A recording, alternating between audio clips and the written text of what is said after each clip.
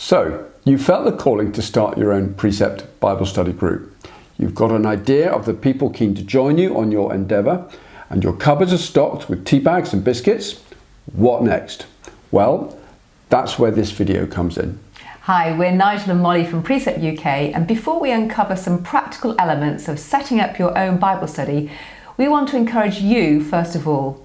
Your choice to meet with others and to be like Mary, who sat at Jesus' feet, listening to the Word of God, is, as Jesus said, the one thing that is necessary, the good part, and that which shall not be taken away from you. God, through the prophet Isaiah, said this: "For as the rain and the snow come down from heaven, and do not return there without watering the earth, and making it bear and sprout, and furnishing seed to the sower and bread to the eater, so will my word be, which goes forth from my mouth. It will not return to me empty, without accomplishing what I desire, and without succeeding in the matter for which I sent it."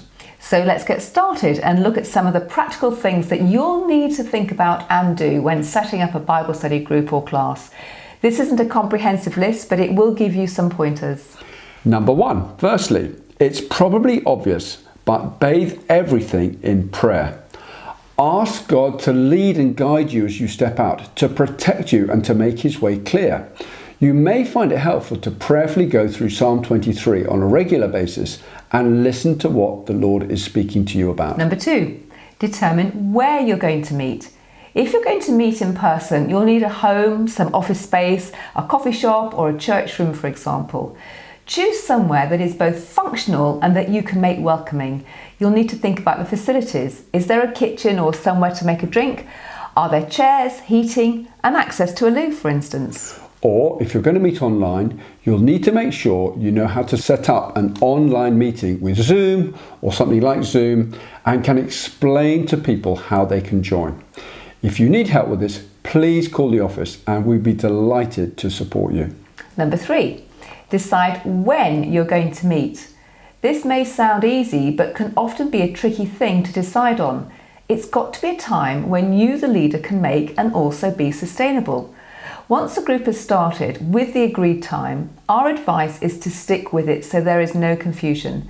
Inevitably, people won't be able to make every meeting, but as soon as you try to fit around some people's diaries, it somehow gives the group permission to put other things first rather than the Word of God, and it makes it much harder for new people to join, as they don't know when the meetings will take place. Yeah.